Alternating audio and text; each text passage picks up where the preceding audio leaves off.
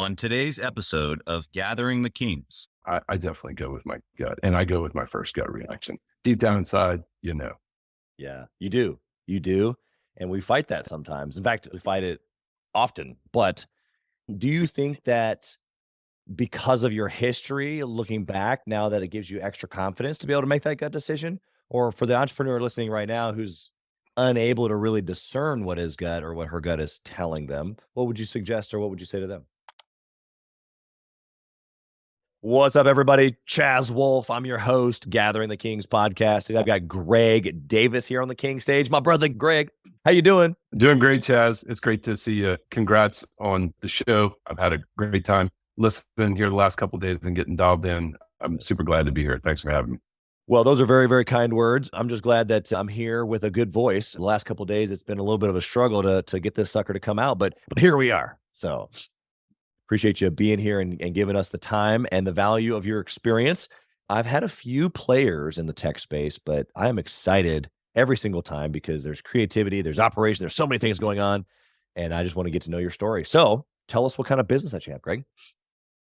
Yeah, thank you. So I've recently taken over day-to-day operations running a business called Bigleaf Networks, which is based out of Oregon. It's a fun product and it's a great company. So I'm glad to be part of it. I'm 9 months into day-to-day operations at this point. We reached a point a year ago where Joel, the entrepreneur and the founder of the business, felt like it was time to scale and asked me to step in and run day-to-day operations.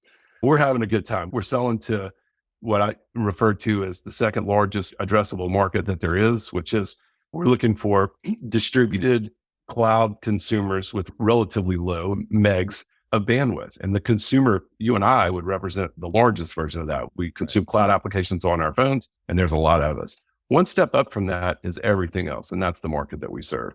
And essentially, that business is designed to make the internet work for businesses. If you think about kind of the distributed enterprise would be the customers that we target. And the distributed enterprise, distribution of veterinary care, the distribution of remote medicine of any way, shape, or form, the delivery of a pizza where you go to the gym, just anything that's a connected endpoint, typical brick and mortar, those businesses have changed dramatically. And I've been part of that change along the path of my career.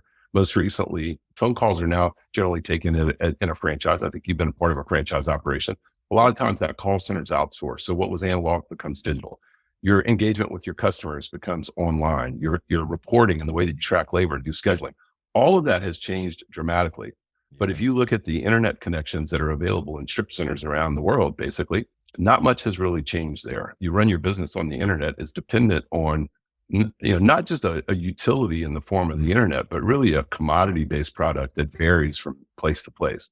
And so Bigleaf is a super cool company, whether it's pizza, whether it's veterinary care, anything that it is, you're counting on applications for your customers. You're counting on applications to run the business. And you can't have a different look and feel at 1,100 different endpoints, which is essentially what happens. You're familiar with the way that the internet works. So you sort of hop on with your ISP, you get to the internet and you find the shortest, least expensive path into the applications that you need. With Bigleaf, we capture that traffic and it hits our backbone, and we have peering relationships with all the major cloud providers. We also do prioritization. And then last but not least, we provide failover.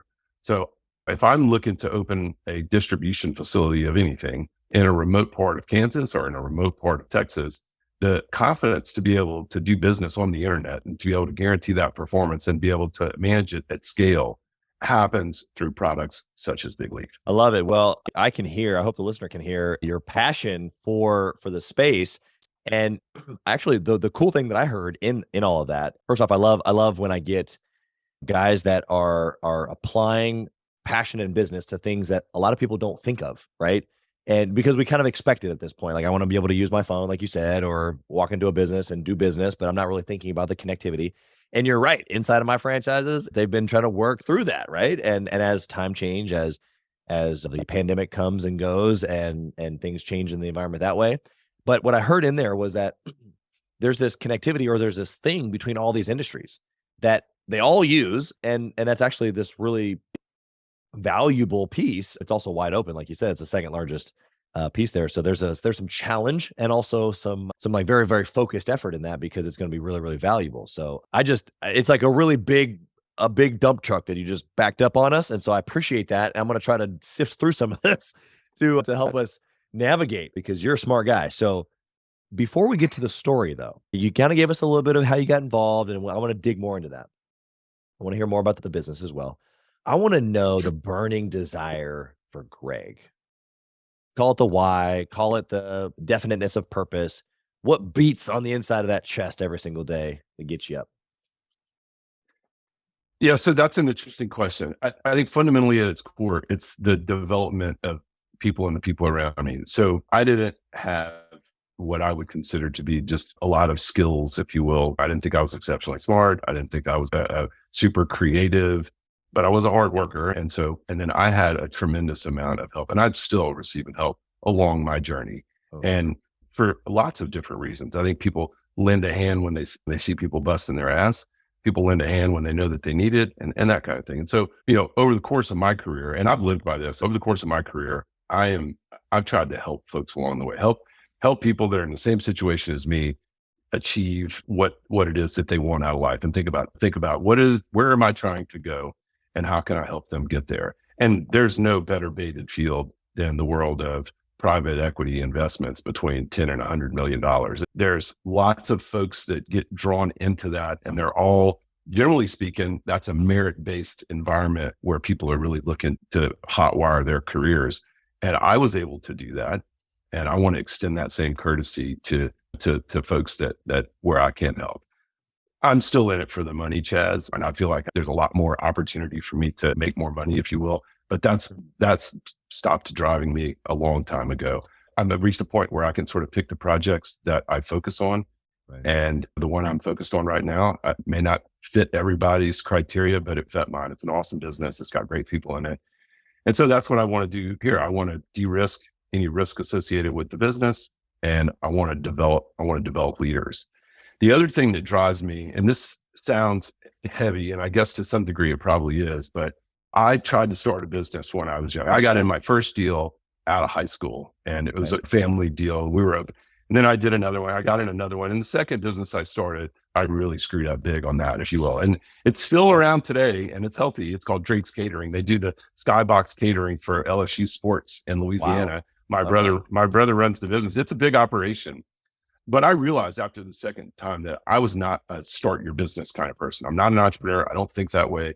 I'm just not good at that. But I am a good operator, and I'm a good builder, and I'm a good scaler. And so what I've latched on to over the course of my career, what I figured out fast, my father was an entrepreneur.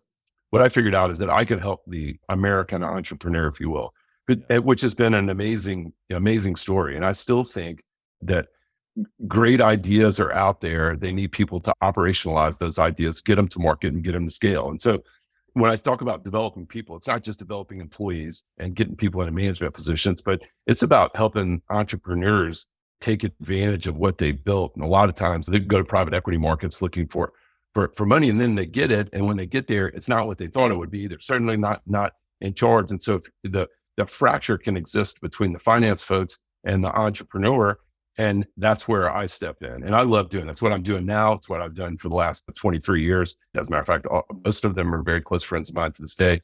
And I enjoy that aspect. And I've had a good run. I've had a lot of folks that work for me have gone on into bigger jobs. They're running sales organizations, they're running businesses. And a lot of the entrepreneurs that have hired me to come in have made a lot of money. And that's sort of how you keep scoring. I feel good about that. Win-win-win. But more importantly, yeah, exactly. So the entrepreneur who's listening, because we interview mostly entrepreneurs. We've had some operations guys, some integrator types, which I just totally appreciate that perspective. With my history and also then skill sets and my personality, I fit both. And so it's interesting for me. But I hear someone like you finding value in those skill sets. And it's not that you're wanting to be the entrepreneur. It's like, oh, I want to be the idea guy or the visionary or the guy that starts things. You just settled down with, no, like, here's my skill set, and then here's who I add value to. And I'm sure all those entrepreneurs are still your friend because you probably changed their life. Because those guys are great idea guys. They're great, get it off the floor, but it's never going to be anything big unless we bring in guys like you or like-mindedness where, systems, people, and scale can come. Would you agree with that? Yeah, totally. And those people have changed my life as well. So it's very much a two-way street. Yeah, absolutely. I love the humility there, the humbleness there, because it is both. You're right. And so we hear a lot of especially as entrepreneurs, if you're listening right now, and it's like, oh man, like who would want to do this? Because you particularly don't have the skill set for the team building, the operations, the scaling portion of it. But there are people, Greg exists and others like him that he's training or whatever, but it really does make a great team when you have those things come together. And then on top of that, then adding value to each other, which it sounds like you've done actually several times now, which is pretty cool. Yeah, thank you. Yeah, it's not easy, but this is my career has been very, very cool. I've met a lot of people and I've done a lot of different things. So Yeah, it's awesome. yeah. Okay. Well, let's Yeah. get into the nitty gritty here. Since you say you're an operations guy, well, this is going to be good because I want to know of a good decision that you made inside of the operation, something that worked and that you do it again. And maybe you have done it the same thing again in another organization. Yeah, so that's interesting. So I think let me kind of back up with just on the concept of decisions in general. So when we think about, I believe that the best management teams and the most successful folks spend their time making the best decisions. And so the more time that I can spend making decisions, sort of neurosing and spending time over high quality decisions, I think the better off the business is going to run. Some of those decisions will be good, some will be bad, but that's where management really, really, really needs to be spending their time. In order to get in that situation, you really need an environment that generates good questions. And so I try to create that situation where, 80, 90% of what happens in the business as far as decision-making processes can get handled by people in a room that I'm not in. And I'm looking for that type of consistency across, and that takes a lot of work. The, the skill that gets developed in a lot of cases gets developed through making bad decisions. You make a bad decision. If you've got the environment that can appreciate that, then you can pick that up and learn from it and living my life that way in my professional life. So I end up in a lot of decisions. And so it's hard to see or hard to point to one and say, hey, that was a pivotal moment where everything changed. But there have been a couple of big moments where, and I think back on one, I think that one of the kind of career move, and I'll never forget the moment. I was with Gray Hall, who was a CEO. He and I worked together with Dave Colasante, who just joined my board. We worked together for 15 years, or 2 businesses and 3 deals together. There was a point in time where we were running a hosting business called VeriCenter, and we were scaling that business up. We had just acquired a small division of Sprint, their e-commerce division, which is there in Lee's Summit. We were young and we really didn't know. Maybe we told people we knew what we were doing, but we didn't necessarily know how to run an operation as big as the one we had just acquired. Yeah. And so we overnight went from 30 employees to 100 and something. And I was looking at the operation and it looked a lot like a kitchen. It looked a lot like what I had come out of and the way that information flowed back and forth. And so I started thinking about the relationship between how servers are serviced by administrators, how tickets get open and go into the queue, how those tickets get worked, and how work gets extinguished and customers get happy. That whole cycle looks a lot like the way that a restaurant operates. And so in 2003, we began to build a contact center in Atlanta, Georgia, under this guy, Marty McGuffin. And the design process for that really looked a lot like the flows in and out, and the way that we communicated mirrored what happens in relatively casual restaurants every single day. And you think about things like, there's no ice in the ice bin, and someone says, hey, we need ice across 20 people. And someone says, I got it. That's a big deal. That's a big communication thing. And people in technology didn't do that. And so I think the direct answer to your question is the best decisions that I've ever made is reflecting back on specific experience and then being bold enough to say, this simple, basic thing over here might apply to this really complicated thing over there. And that, Chaz, is the kind of, when I talk about empowering people and helping people, given, a restaurant broil cook the confidence to say, hey, my system might work as well for delivering Oracle applications online as trying to get a patty melt out of the kitchen or something from the seafloor to the refinery. And so again, I think the good decisions are based on being open and allowing those good decisions, the oxygen to be able to take place. Yeah, I love everything about what you just said. I think the you have a skill set of taking the complex and making it simple. And even inside of that skill set, you've just been able to use your own advice in previous experience by saying, well, what if I take this and move it over here? What it made me think of actually is the movie Founder with Ray Kroc and with McDonald's. And there's that section in the movie where the McDonald's brothers are game planning how this machine is going to work, and they didn't really know even what it was going to be. I mean, they knew it was going to be, but before they built it, before they started serving anything, they were out there marking out on the chalkboard or out on the chalk floor. How's it going to move here, and who's going to flow here, and how are we going to get and how are we going to move together? And it was like a big old orchestra. And everything that you just said was like, wow, that orchestra is happening inside of each business. There's obviously people orchestra, like the people communication piece. There's the tech that's supporting it. There's the clients. There's the ownership. There's the management. There's the like this whole conglomerate. And I just thought you just made a really beautiful picture there. I'm curious. Yeah, go ahead. I was going to say they're all very similar, even within the technology space. The workings of a business and the operations of a business, from the tire shop to the most sophisticated, really That's right. just aren't that different. Yeah, that right there is the nudge that a Gathering the Kings gives, not only through the podcast, but even in our mastermind group, the peer-to-peer for 7 to 9 figures. It's like you don't know that this tech guy or this real estate guy or this utility construction guy or like all of these guys come together and it's like totally different industries. And you start actually putting the things out on the table and it's the same orchestra, to your point. And so then the value that gets passed across the table in that environment or even in this environment, when the two parties recognize that, it's like, oh, okay, we're not talking X's and O's here. We're talking principles. We're talking like high level. This is how an orchestra is done. And I can apply this to any project that I'm working on or any team that I'm building or any family that I'm trying to strengthen. Like we can apply it anywhere, right? Correct. And I literally refer to it as an orchestra and the conductor of the symphony. And the conductor of the symphony might change from topic to topic, but that analogy holds true. And when we need strings, we need strings. And when we need bass, we need bass. But more importantly is we need the orchestra to trust itself.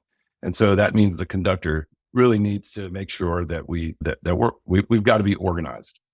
Yeah. And good decision making and building an environment that facilitates that, I think is core. Trust in one another, and then a good decision making facility. And you can do anything with any business. Yeah, I love that. Hey, Chaz, Wolfe here. As many of you know, I have been on an absolute mission to help entrepreneurs from all across the country in many different industries level up their game and grow their business and intentionally connect with other entrepreneurs. We do that obviously through the podcast, but we also have a peer-to-peer mastermind group specifically for 7 to 9 figure business owners. We are bringing some of the best and most successful entrepreneurs and minds together in a regular and super intentional way to not only grow our network, but to be able to leverage. And at a certain point in business, success becomes about leveraging time, leveraging resources, leveraging key relationships. This is exactly what we're doing inside of the peer-to-peer mastermind group called Gathering the Kings, specifically for 7 to 9 figure business owners. So if that's you, if you're ready to level up your 7 to 9 figure business even to the next level and get around other big hitters just like you, I want you to go to gatheringthekings.com, fill out a short application, and it'll come to an application call with me, and I want to chat with you to see if it might be a good fit. Talk soon. Okay, well, let's flip the coin. Let's talk about bad decisions either that you've made or that you've seen made in these organizations, something that maybe we can learn from and don't have to go through. Yeah. So greed is compelling and it's available all of the time. And I think if you look back on when do people make professional mistakes, fundamentally, there's some element of greed that's involved with that. And I've been guilty of that at least once, and certainly more than that. And that's been at the heart of every bad decision that I've made. And there's one, and it generally happens when you start to move your own goalposts. So I was really lucky that I got connected with some exceptional people at a perfect time in my life. I met a guy named Gray Hall and Dave Colsanti. Dave Colsanti was a founder, and I got connected with those guys, and they sort of taught me everything I needed to know about business and access to capital and how to scale. And we built a business. My brother was involved with it as well. We sold it to SunGard. We couldn't work together for a couple of years, and Gray and I we exercised together. We were very good friends, and we decided that we were going to go do another deal together. And we did. We updated partners out of Virginia, had an asset in Houston called Alert Logic. It was this small business. They were in security. They were doing IDS actually. And Gray and I looked at the business and we saw a cloud product and we saw the ability to deploy in AWS and we saw the first mover status, as did the entrepreneur. We went in and took over that business and reeled off 27 quarters of 40% growth. It was off the charts. And we scaled, we made great decisions. We scaled it and we rolled it up and sold it for about $350 million in 2012. And I was done. In terms of Alert Logic, I had done what I set out to do with that business. And we made the decision on exactly what we were going to do with that company, sitting in the office that I'm sitting in right now, about 10 feet from here. Me, Gray, Marty, and my brother. And me and Gray and Marty were going to go do the Alert Logic deal. So in 2012, we referred to it as a double in terms of our expectations. That's what we thought, and we were going to hit it. And by 2012, we had a triple. And we hit the triple. I changed my calculus and I spent 4 years of my life trying to get back to where I was at that moment in the same deal versus wishing everyone well and stepping off and moving on to the next deal. And the reason I did that was because I was trying to make exponentially more money than I ever set out to. And that's just the wrong reason to move forward on anything. And so it cost me down and distance. And it also probably cost the business a little bit. The business could have recovered faster had I left as soon as we exited, but I stuck around. I stuck around for 3 more years. I should not have done that for Alert Logic. I shouldn't have done it for myself, and I shouldn't have done it for Gray and the guys. Now, over the course of that, I hired a bunch of people. I made some great friends. We built a European operation, scaled the business from $50 to $130 million, and really set myself up for a career. But I would have done that wherever I was. And so my lesson to everyone else is when the boat leaves the dock, you want to be on the dock waving. The second tours just generally aren't a good idea unless there's a reason why. The deal that I'm in now, I'm the CEO. If this business traded, then chances are that continuity would be important going forward. That's not a decision. So, but as far as decisions go, my decision to stay on Alert Logic for another tour was just not smart. Yeah. I loved how you broke that down though, because staying isn't necessarily the issue, although you're saying most of the time staying isn't necessarily the best idea.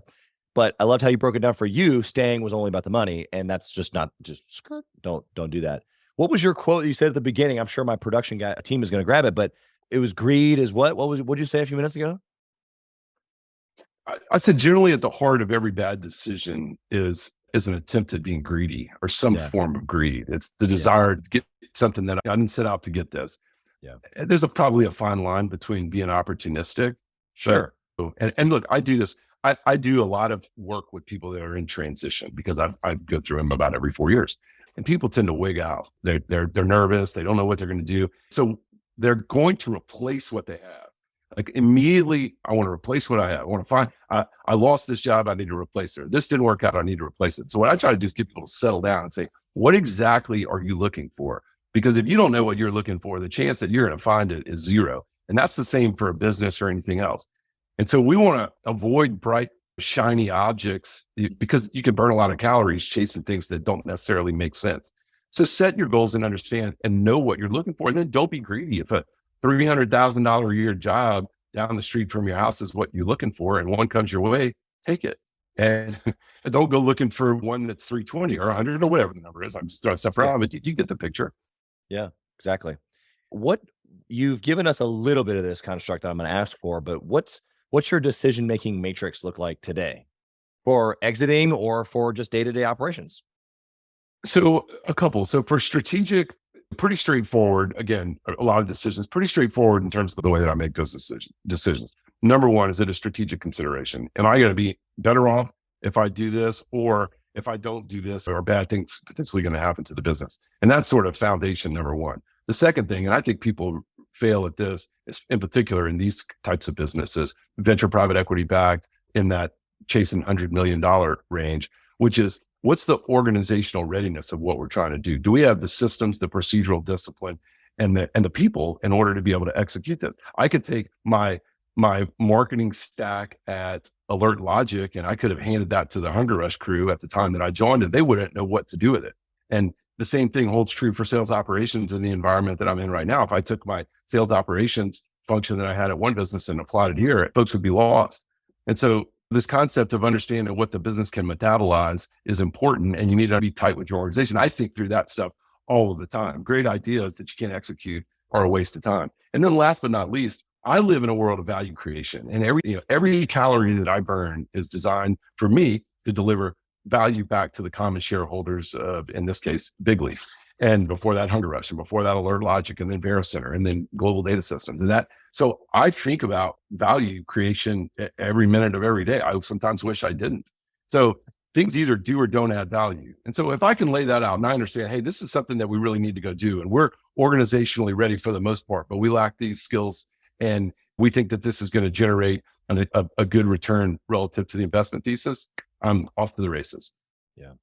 Love it. In my personal life, more so in the way that I think about not necessarily how I'm making business decisions, I tend to go with my gut. And there's a concept called thin slicing. I don't know if this is the right thing to do or not, but I'm sitting here talking to you, and I'll be transparently honest.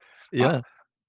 I know a person that I met in 2003 that I didn't think much of. And then I hired him anyway. And then I spent almost 15 to 17 years. And I love this person still to this day, but I spent about 15, 17 years getting back to my first impression that I had that this probably wasn't going to work. And we moved around and we had some good times, and but at the end of the day, had I gone with my first impression, I would have saved myself a lot of time. And I think that holds true in a lot of things. If we go with our gut, we're going to be wrong some small percentage of the time. And so I try to do that. I socialize a lot, but I definitely go with my gut, and I go with my first gut reaction deep down inside. Yeah, you do. And we fight that sometimes. In fact, a lot of times we fight it often. But do you think that because of your history, looking back now, that it gives you extra confidence to be able to make that gut decision? Or for the entrepreneur listening right now who's unable to really discern what his gut or what her gut is telling them, what would you suggest, or what would you say to them? Yeah, I kind of joking, but I just assume that there's no confidence. Like there's never a point in time where I'm standing up saying I'm totally confident. I'm trying to dot the lowercase j's and cover the corners on everything. And I think about it maybe because it's almost a lack of confidence or a desire to have as many data points as I can. Yeah. So I socialize a lot, and then I land and go. And so I think they need to figure out when to socialize and when to go with their gut. But there's no recipe for that. But on big decisions, I tell people there's no original content here. I'm not doing anything. I'm just taking what other people are doing, putting it together, curating it, and serving it back to you. And that's not entirely true, but for the most part, if it's a big decision, I'm forcing the debate. I'm making sure that people a lot smarter than me are in the room, laying the tracks on their opinion, and then forcing good decisions to be made. Does that answer your question? It does. It does. I think that it was a very eloquent answer, but the facilitation of information and of people and skill sets, I think, is what you're saying. And you bring all these things together, and that's the magic really that maybe you have. I could say the same thing about the show. I could say, look, I've interviewed a few $1 billion, and but really it's like, well, but we did the work of putting those really cool people together in a room, and I'm a great question asker or whatever. So I hear what you're saying, that it's not original content, but the original piece that you get to put on it is your facilitation, or just your version of your gut, just telling you, okay, these pieces go together, these don't. We all kind of have to figure that out for ourselves. No, that's exactly right. But the concept of the no original content, the truth of the matter is, back to the concept of developing people, generally speaking, the CEOs making decisions, it is other people's decisions, and they should have the confidence to put it out there. And CEOs and leaders of businesses need to create that forum for that to happen. Most of the big, heavy decisions, I worked with a guy named Fritz Maxwell for years and years. He's an awesome guy, still a friend of mine to this day. He was involved in every big decision that I ever made. And he's a super smart guy. He's a deep thinker. And I still talk to him to this day. I rely on people around me to make big decisions, again, all the time. Yeah. Love that. Okay. In the speed round here, I'm going to ask you about KPIs. This is going to be a fun one because you're an operator and you've done this in different businesses, but you only get to pick one, Greg. What's the most important? What's the most important? If I only had one, I would look at operating income. Okay. That sounds kind of terrible, but that Tell us why. What's your thought process? What's tinkering back there on that?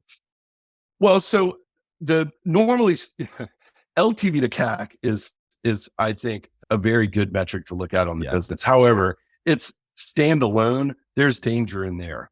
And so when I think about if I had one shot and one thing to look at, and assuming proper discipline around the way that the ledger is set up, operating income from operations, how effectively the business flows, EBITDA, as people refer to that, I think that's the classic metric for the health of the business. And I think it's something everyone understands. So I look at a lot of things as it relates to metrics, and that's certainly one of them. Yeah, absolutely. I love the succinctness of your answers. You're just very confident. You can tell you've done this plenty of times before, and I hope that courage is being transferred through the microphone. If for the listener, right, I can see some folks like Bob and like me, like, yep, that's right. I can hear that. And then I see others in my mind listening to you going, EBITDA, LTV to CAC. What is he talking about? So take a couple minutes, look this stuff up. It's really, really important. Greg's given you some really, really, really valuable stuff here. And I want you to not just let this stuff gloss over, because Greg's been super successful in multiple projects with this type of information. So I'm provoking him to give it to you so that you'll go learn it. So if you don't know what these things are, go figure it out. Yeah. So Chaz, that's a good point. If you don't mind. So I think one of the things I try not to do is throw around these wonky financial metrics that throw people off. The lifetime value of a customer, like how long customers stick around, and how many calories do you need to burn in order to get them to start with you or to get them to join you in the first place? That's a good metric. Operating income, EBITDA, earnings before interest and taxes and amortization, and all of that. That is, I start off with this, I do these things, and I end up with that. And what is that? How many cookies in the cookie jar? And it's all very simple. And I think, and if people should understand what they are, they probably would be more effective in changing them, which is what I try to drive inside of Bigleaf and other businesses. Yeah. Such a great answer. Thank you. What book, business resource, podcast, events, like what have you been a part of informationally that you can share with us that we can go digest? Yeah. So I'm not a very good reader, which will come as no surprise to people that know me. Yeah, I try. But there's a couple of books that I have there's always one in the works, if you will. And there's a couple that I've carried around. So from a business perspective, my favorite business book is a book written by a guy named Buzz Bissinger, I believe is his name. And it's called 3 Nights in August. And it's about a series between the Cubs and the St. Louis Cardinals. And it's the amount of preparation and thoughtfulness that goes into a middle of the week series in August. And it's amazing. And when you start to think about, when I think about people that are exceptional, duck guides, fishing guides, people that deal cards, people that work at a Waffle House, people that are exceptional at their trade, no matter what it is, I love watching that. I just think that's just a cool thing to witness. Yeah. I love that. Can't wait to experience that piece, because you're right. It's really, I guess it's more about intentionality, and then intentionality connected to excellence, because in the middle of August when it's hot and we're playing tons of games, and does this series really matter is what creeps in, even to our businesses.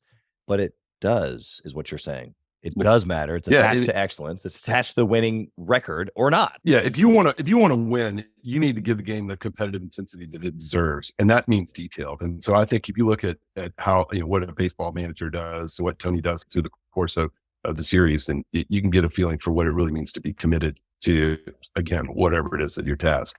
Another thing, I always enter with the 5 dysfunctions. So it's the first book I lay down. I did it here.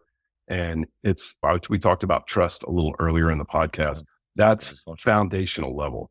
And so I'm big on that. And then currently, because of where I am in the process with Bigleaf, I'm pushing The Hard Thing About Hard Things by Ben Horowitz. And that's, I was going through my first deal when Opsware sold back, and that was like almost a $2 billion deal. No one had ever heard of those at the time. And we were super excited about that as we were trying to market our business. And so I was always attached to the Opsware transaction.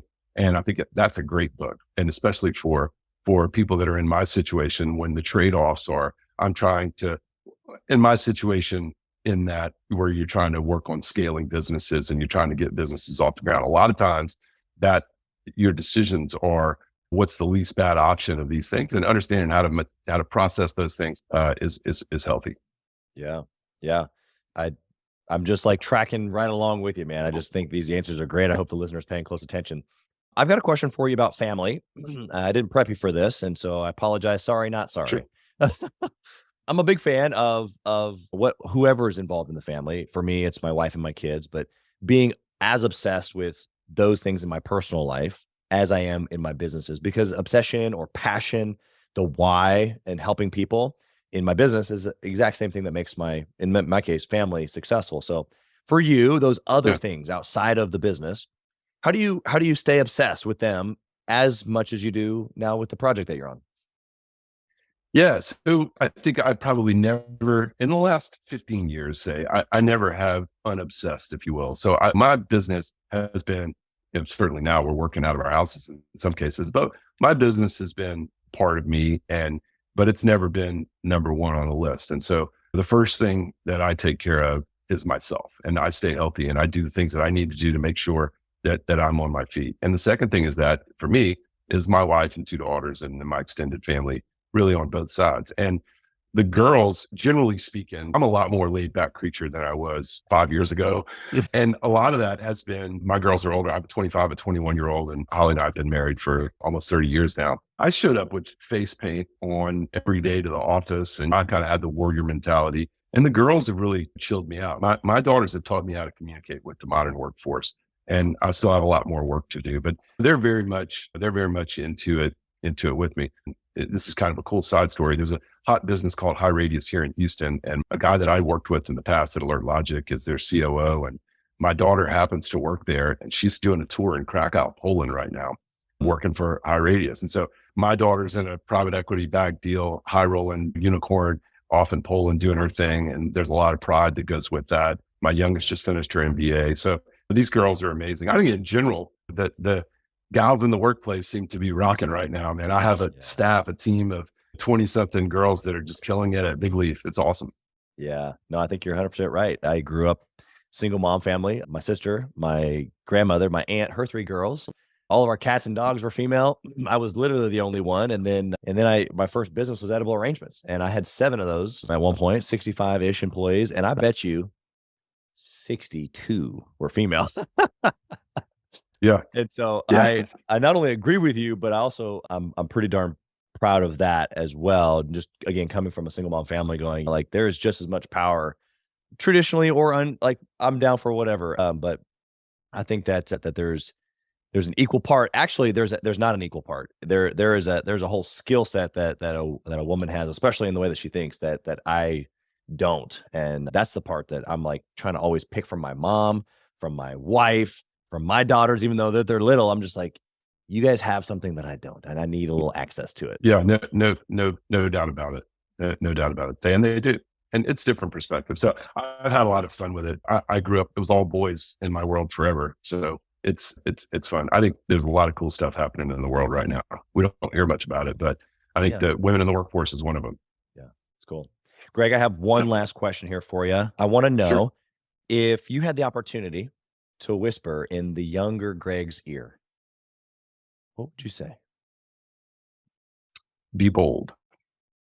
I, I waited way too long to start making big boy decisions in my life. Way too long. And that's when I go back to training people.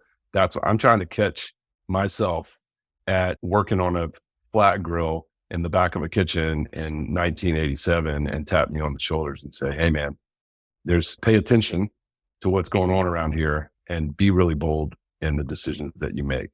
The world is conditioned to convince people that they don't belong at the table and that they don't belong here. And then the scoring methodology it reinforces that. And so there's a lot more horsepower around us than we give credit for. I was part of that horsepower for years.